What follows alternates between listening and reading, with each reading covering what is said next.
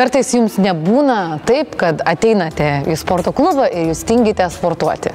Man taip pat kartais tai būna, bet visoms yra sunku. Lengviausia iš tikrųjų yra skūstis, kad tau yra blogai, vyras tavęs ir vėl nesupranta, vaikams reikia to ir ano. Geriausias dalykas yra tikėjimas savimi ir pagrindinė motyvacija kažkaip pradėti yra pagalvojimas, kad būtent tu šiandien gali būti pranašesnė ir būtent tu gali kilimėlį išnaudoti tinkamai. Tu atliksi bent jau 3 pratimus, aš manau, kad tu būsi tikrai pranašesnė už visas kitas. Po tų 3 pratimų, manau, pačiai atsiras noras atlikti likusius pratimus ir tada jūs galėsite vakarą užbaigti tobulų Facebooko postų, kad šiandien aš nugalėjau save.